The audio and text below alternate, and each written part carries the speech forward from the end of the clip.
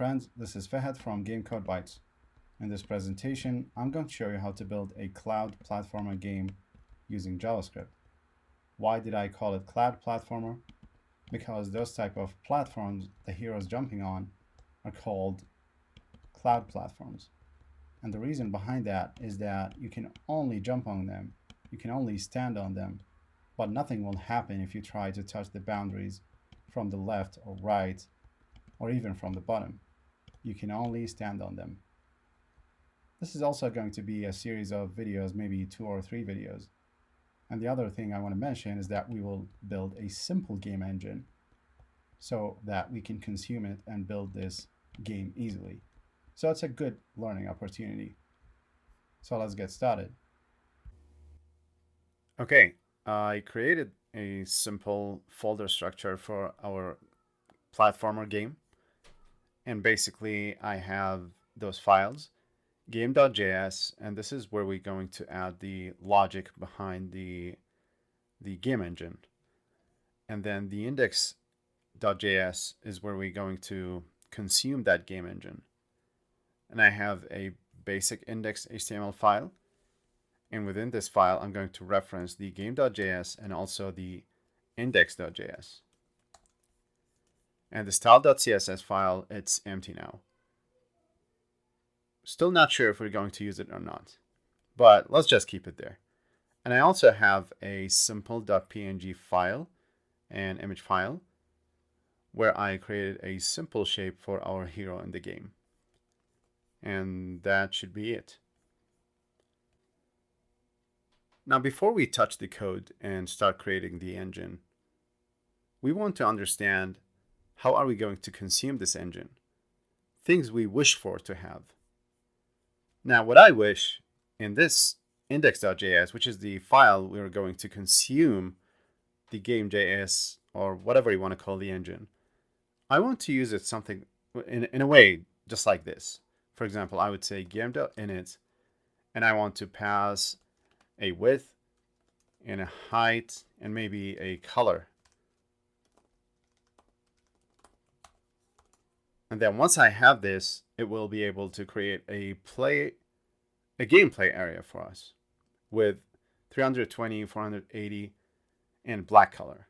And then I want to say game.add hero, and then I will add a bunch of props for that hero, like the X position and Y position, and even the image for the hero. So I'll just say some object here. And I also want to say game.physics.setGravity, for example. And I'll just say, okay, I want 0.7. And then I want to say game.addCloud. And I'll specify the X and Y position and the width and height and also the color. For example, X 100, 200, width, let's say 80, 20 height, and some color for that cloud. And then at the end, I want to say game.start. That's how I want to use the game engine. So those are the things we're wishing for. So let's try to have those wishes come true. I'm going to delete all of those things from here in the index.js file. But I want to keep this one because this is the first thing we want to have in our engine. I want to be able to create a playable area for the game by setting the width and height and the background as well. And for that, we need to go to the game.js. Now, of course, if I run this, there's an error because we don't have game.js. We don't have this game object. So let's try and work on this. Now here in the game.js file, I want to create this object. And actually, it's not an object. It's going to be an immediately invoked function. So once you declare this game function, it will be executed at the same time. Now here, I want to return a bunch of functions that will be available for the person who's going to consume this engine. And the first function I want is going to be the init. And once you call the init, we want to pass width, height, and the color. Now here, we want to create the canvas so we can draw things on the canvas later on. So I'll say canvas equals document dot create element, and then I'll just pass the canvas. Now, of course, we need to create that canvas. So, declare that canvas. So I'll say canvas equals null, and also we need the context null. Now we can use the canvas itself to access the context. Or actually, it's vice versa. We can use the context to access the canvas. But let's just separate them. We have a canvas and a context. Now we created the canvas. Now we need to create the context by saying canvas dot get context 2D. And then I'll say canvas dot width. We want to set the width and the height of the canvas.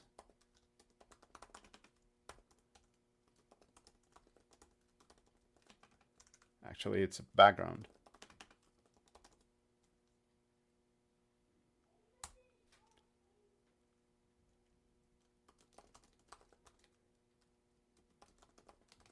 And I also want to put the canvas in the middle of the screen, pushing it from the top.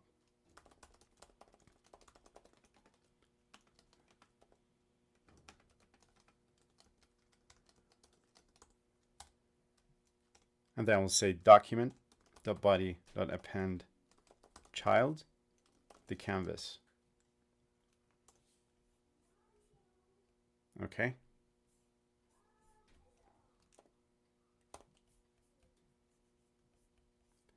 Now, as you see, the canvas already created. Why? Because we're in the index.js, we already called this. So if we remove this, it's not going to work. So that means it's working now. Now also, I can use the same technique I use here to push it from the left to the middle of screen. But here it's going to be inner width. And here's going to be the width. And it's working. Now let's try to go here and say I want it to be 222, the color. Okay. So we made sure it's working. Now the next function we want to expose is adding a hero. So I'll say add hero, and then just going to say we will pass a hero. And the reason I used underscore because we need also to keep track of the hero here. So say hero equals null. And to distinguish between the hero pass in this function and the hero we have in the engine, we use this underscore and we'll say hero equals hero. And before that, we also want to make sure that the hero object was passed. It has an image source. If it doesn't, then we want to use some sort of a placeholder shape, like a normal quad, like a normal rectangle. So I'll say if hero.image src, if we have an image src, and we have an else, but before that, we'll say hero.image, which means we have an src. So I'll say hero.image equals image. And here.image.src equals here.image.src. Here.noImage equals false. It is false because we will have an image. And this is just a property I just added called noImage because we will keep track of that later on when we want to render the hero. And I'll say here.width equals here.image.width. Same goes on the height.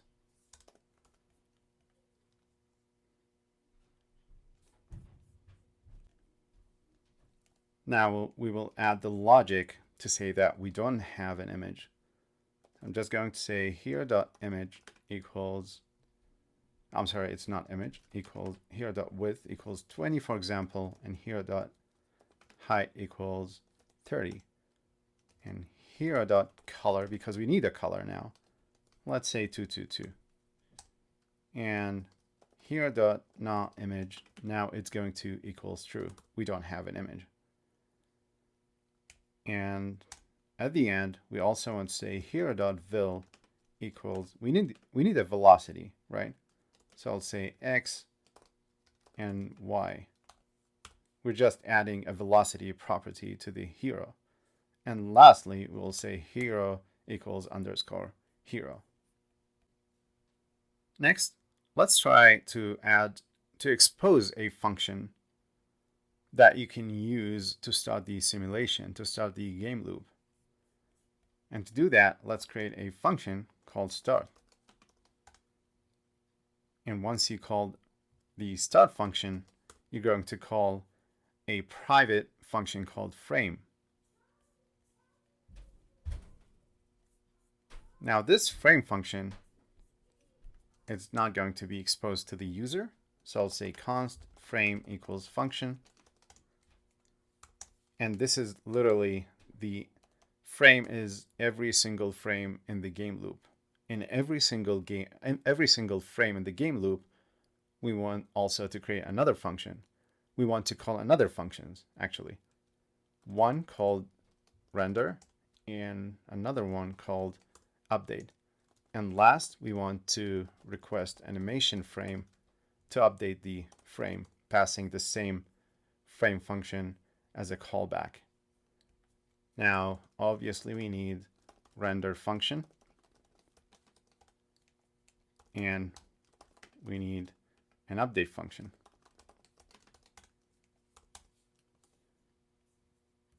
Now, in the render function, we also want to clear the canvas on every single frame. Again, I always mention that this is not a good practice to clear the canvas on every single frame, but we'll just keep things simple here. And maybe later on different tutorials, we will see a better ways to handle this. And then we want to say canvas.width, canvas.height. And then we are going to render some things here.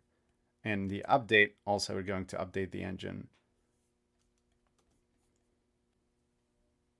Now let's add the hero and then render it.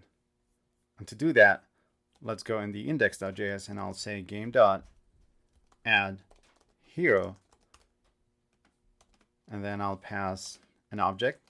Let's say x 100, y 200, and image src is going to be hero.png, which is the image I have in the folder structure. Now, of course, nothing's going to happen because we want to render the hero. Now, in the render, I'll say if here.noImage, if not, because we want to make sure that it does have an image, then we will draw an image instead of a normal rectangle. Now, of course, I can create a function called render hero, or maybe I can add that function in the hero, but let's just keep it here. So I'll say context.drawImage, and we need the hero.image object. And also I need to have the hero.x and hero.y. Now let's try this out. We don't see anything. Now we don't have errors. This is good. But also we're not seeing anything. And that's because we need to call the start to start the engine, right? Let's close the console log and save and see. Yes, we can see the hero. Probably it's awkward a little bit, the colors, because we are using the same color as the image. So we can just change this to be, let's use this image, this color, almost white, and it's working now. We need to also consider if the consumer of the engine is not going to pass an image. So I'll say here, else, that means there is no image. Then we need to render a simple quad, rectangle, or square. And also it's a good opportunity for us to create a function called, let's say, render quad. And this function accepts x, y, width, height, and color. I'll begin the path and also close the path. And within that, I'll say context.fill style equals color and context.fill rect. It's going to be the x and y, width, and height. And I also like to add some borders to the shape. So I'll say stroke style equals, let's say 444.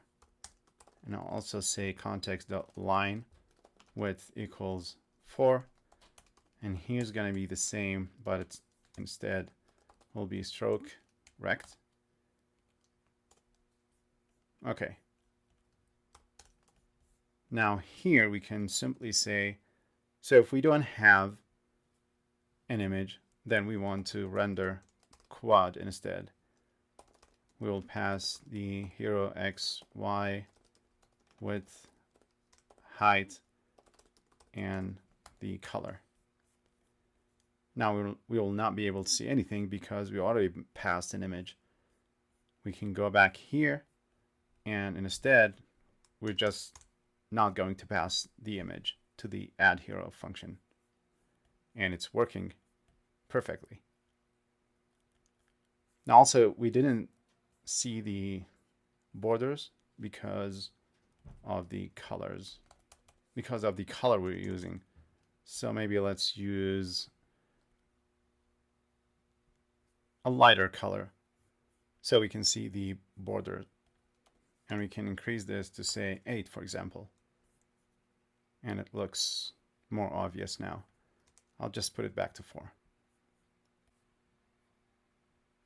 Now let's add back the image because we already have one, and to render the image of the hero instead of just a simple quad. Now let's attach some keyboard listeners to move the hero left, right, and also we can jump. So I'll create a function here and call it attach keyboard listeners. And here I'll say document.body.add event listener. And it's going to be key down. And it's going to use a function called onKeyDown. And we'll create that one later. And same goes on up.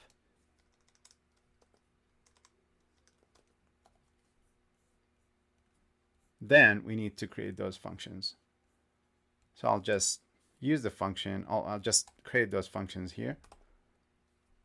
I'll say const onKeyDown equals function, and also onKeyUp equals function.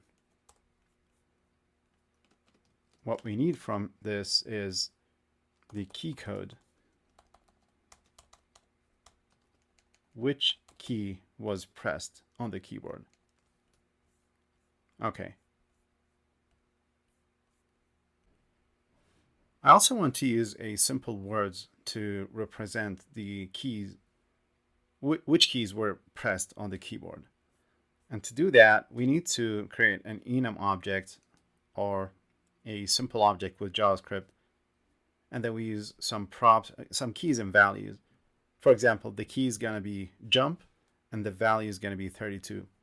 Another key is 37, and the value is going to be left. Instead of just saying, okay, if key code equals 32 and things like that, just to make it more readable, human readable. So I'll create a constant here and say key map equals. Now I'll say jump, it's going to be 32. Left, it's going to be 37. Right, it's going to be 39. And I'm also going to freeze that object. That means you can't change it.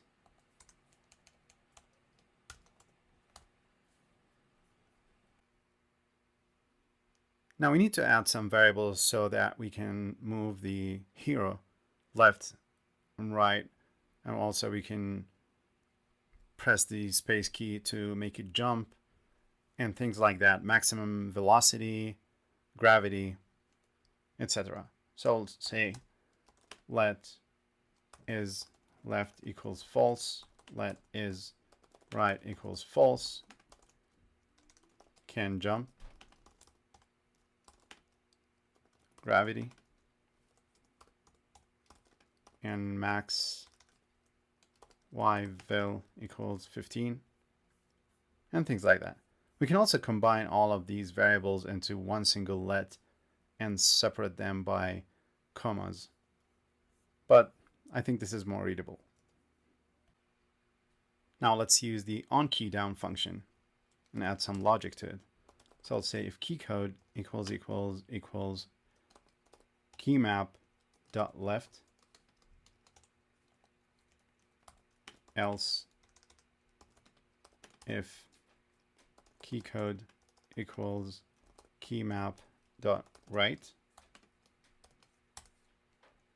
and here we'll say is left equals true, and here we'll say is right equals true. And almost the same logic but the opposite we will use on key up. Here we'll say is left equals false, because once you lift your finger from the keyboard from the left arrow, it's going to be false, not true anymore. Okay. And also we need to add another logic for the jump, for the space key. If key map equals jump, that means we will want to update the velocity of the hero by a jumping value, for example 12. Now we need to start updating the hero position and y velocity and x velocity. And to do that, we'll go to the update, and we can also create a separate function for the hero saying update hero. Maybe we'll do that later, but let's just update it here. So I'll say hero.vil.y plus equals gravity. We want its velocity to be affected by the gravity. And also we want to say if hero.vil.y greater than the max y vil, then we want to reset the y velocity to equals the max y vil. We don't want it to increasing forever on the y velocity. Then we'll update the position of the hero based on the velocity on the x and y axes. Okay, it's working now.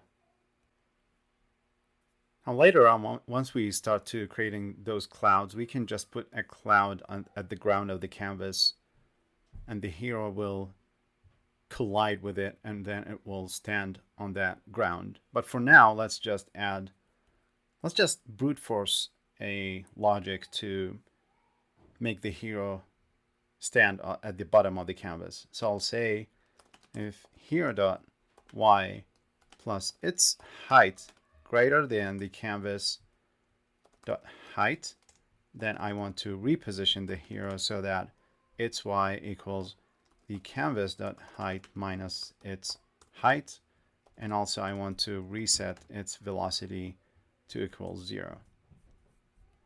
And it's working.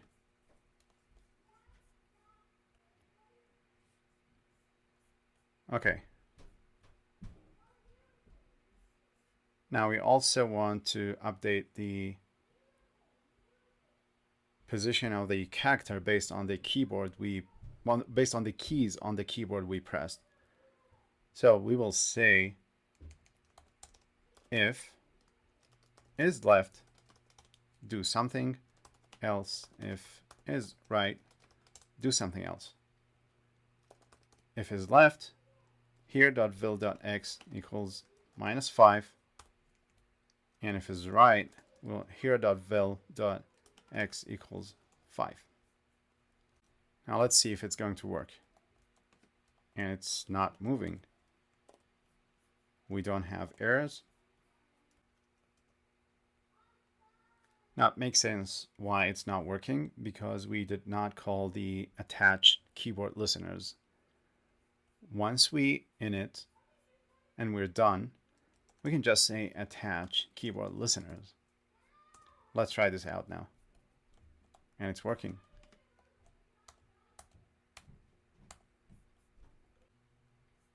We need to add another else statement here so that the hero won't go forever once you press left or right. So I'll say else, if not left, if it's not right, then here.vil.x equals 0. And it's fixed now. Now we need to test the jump logic, but before that, I also want to consider the y velocity plus the hero height and the hero's y-axis before repositioning the hero at the top of the ground of the canvas. And again, we're probably going to remove this logic later on once we have clouds, where we just add a ground cloud here and make the hero stand on that cloud. Let's test this out. Save. And it's working. Now we are ready to add some clouds and get into the main idea why we're creating this tutorial. And again, this is going to be a cloud platform. It's not going to be a solid. That means the hero will only be able to stand at the top of that cloud and will not interact with that cloud from the right, left, and the bottom boundaries. So I'm just going to expose a function in that engine and call it add cloud.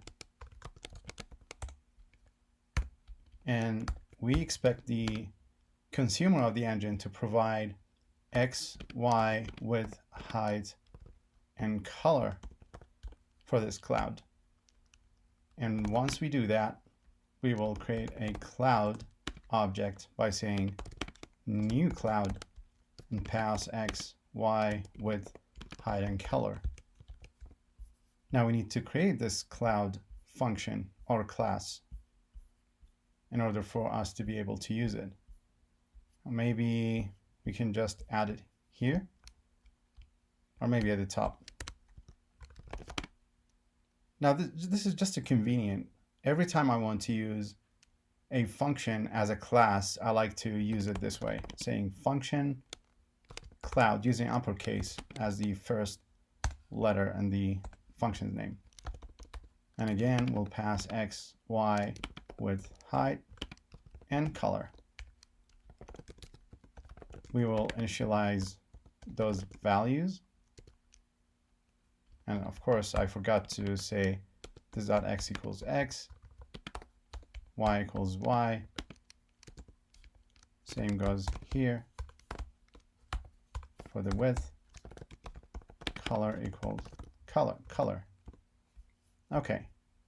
Now we are able to create the cloud object from this class or function. Now I also need to create an array and call it clouds. And every time I create a new cloud, I will push this object to the clouds array. Now, once I have this and the consumer of the engine is able to add a cloud, the next thing we need to do is to render those clouds. So here, I can just say render all of the clouds by saying clouds.forEach, C for short, and then we'll say render quad, and I'll just pass the c.x, c.y, and the width, height, and the color as well. I'm going to run, save the code, run it, and check if we have errors. And we don't have errors. Looks like we have a console log somewhere.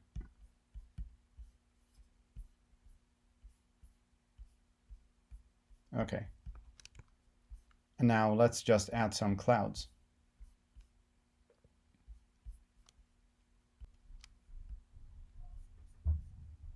So let's go to the index.js file, and before we start the game, we'll say game.add cloud, and let's just put it x200, y200, and the width, let's say 80, 10 height, and the color, let's use cyan. And here it is rendered. Let's create another one. I'll use 300 as a height and 100 as, 300 on the y-axis, 100 in the x-axis. Now let's say the width will be 40 and 10 as the height. Now let's use orange this time. And it's working perfectly. Now we need to detect if there is a collision between the hero and one of those clouds, so we can respond to that collision by putting the hero at the top of the cloud. But before that, we need to create a collision detection function. And in one of the videos, one of the previous videos I created, I talked about one of the simplest ways to detect if there's a collision between two squares or let's say two quads, whether those shapes were rectangles or squares or something like that. And we can create that function and call it is hit. I'll pass object1 and object2.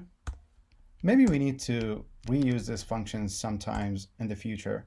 Maybe we need to add some coins to the game, and we need to detect if there is a collision between the hero and the coin so we can increase the score.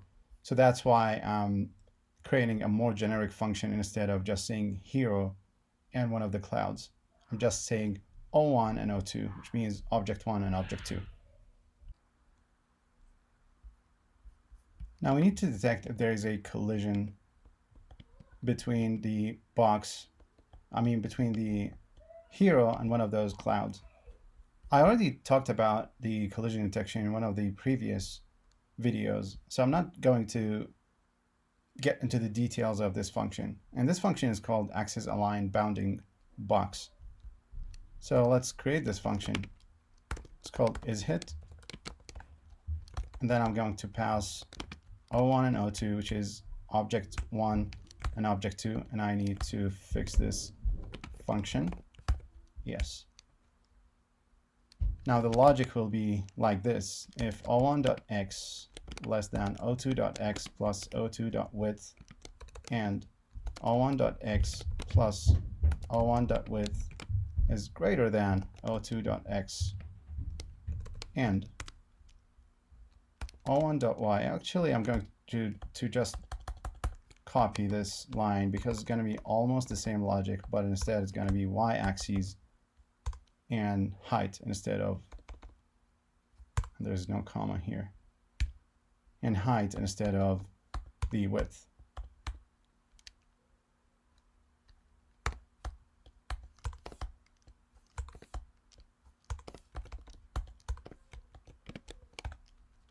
I will return true here, but else return false. Now we need to verify if this function is working. So let's go into the update function and loop through all of the clouds and test if there is a collision between the hero and one of those clouds. So I'll just say, maybe I'll just use for each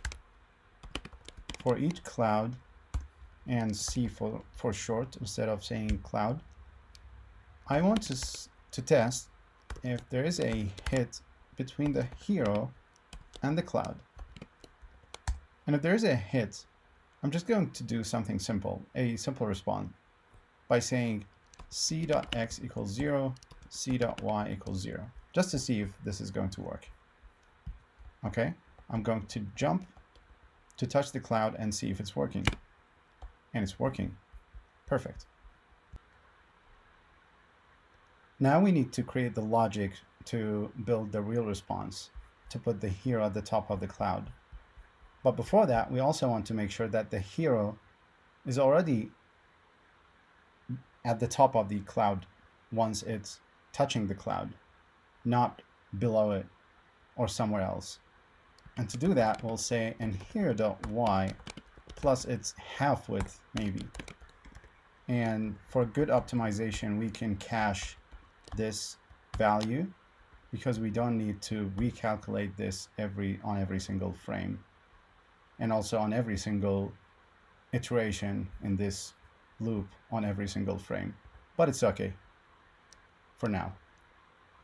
And also want to make sure that the hero is landing while it's touching the cloud, not while it's jumping. And to verify that, we'll say and hero.velocity on the y-axis is greater than 0. That means the velocity of the hero will be greater than 0 when it's landing, but it's going to be negative when it's jumping. So it makes sense. Now we need to create the response. And by response, I mean placing the hero at the top of the cloud. So I'll say hero.y equals cloud.y minus the hero.height. And then I will say here.vil.y equals 0. And also reset can jump to equals true back again. Let's test this out. And it's working perfectly. But there's a glitch here. Let's figure out what's going on here. It looks like I added H here instead of Y. So now the collision detection is perfectly right. Let's try it out now. Good.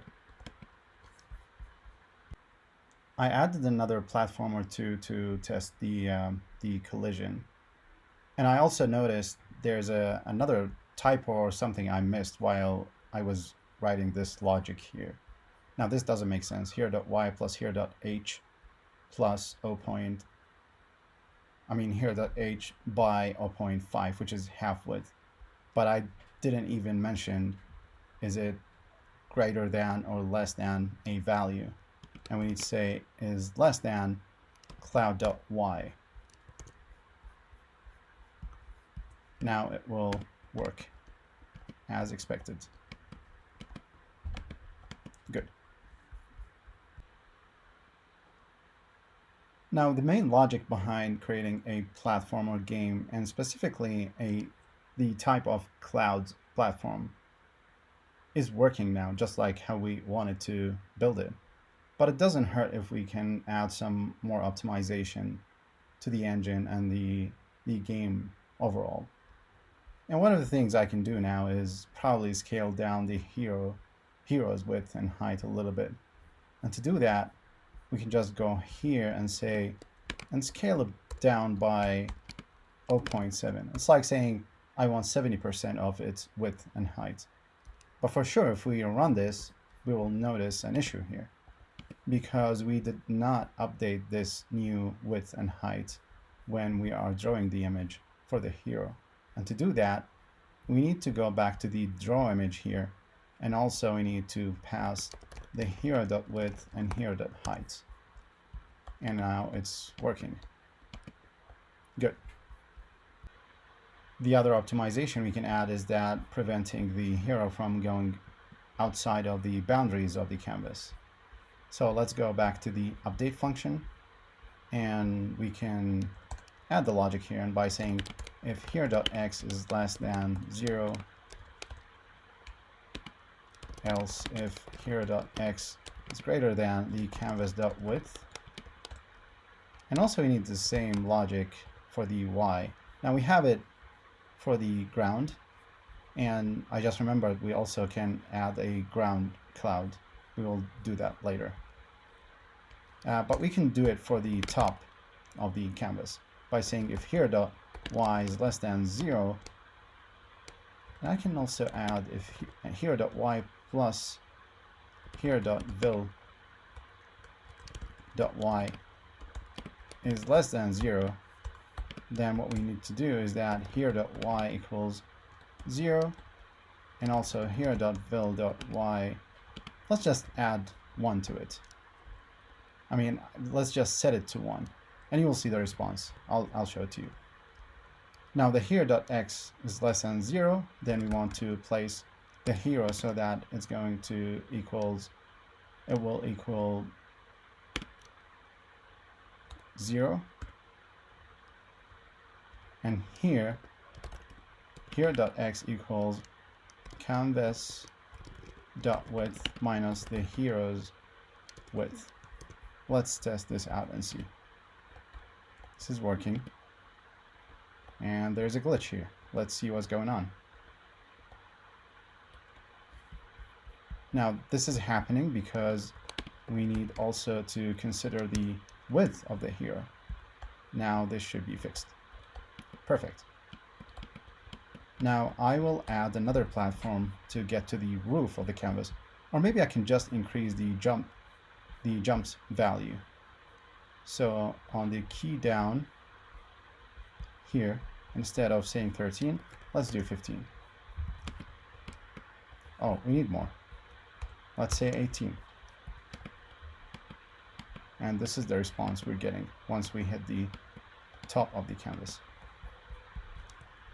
Let's put this back to 12. Now let's go back to the index.js, where are we consuming the engine, and add a cloud as a ground cloud. So I'll say add cloud. The x position is going to be 0. The y position, it's going to be the canvas height, but we don't have access to this information. So we can create this, or we can expose this by returning another function here by saying world, it's an object, and then this world, there are two functions in it. One called width. We can call it full width like this, or maybe you can just call W. Doesn't matter. Let's just use W like this. And then maybe an arrow function, and this will return the canvas width. And also another function is going to be returning the height. Now we have the ability to say game.world.height minus 20, for example.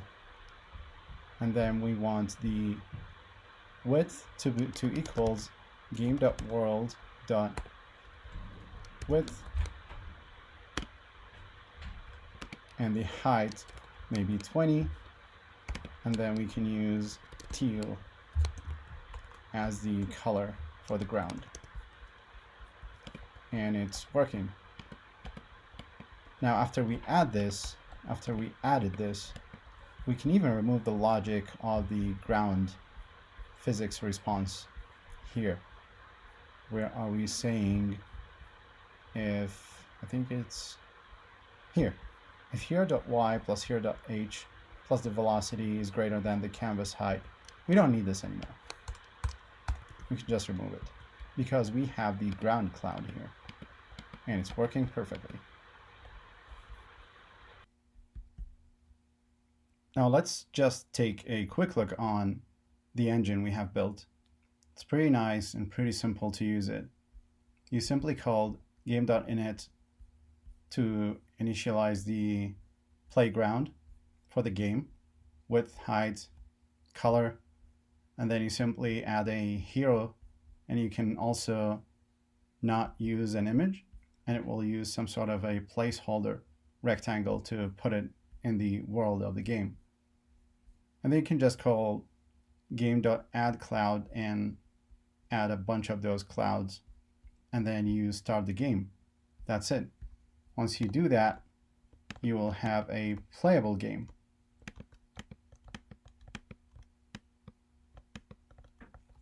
Now in the next tutorial, we will add more stuff to this engine. For example, you will be able to control the physics of the world by setting the gravity and even the max Y velocity or the max landing velocity.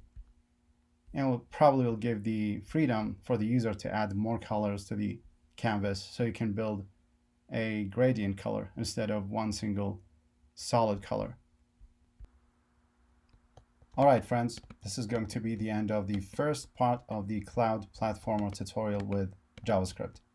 If you like this one, you're going to like the next video or two, because we will add more stuff to the engine. Also, subscribe if you like this one. And thank you guys for watching. This is Fahad from Game Code Bytes.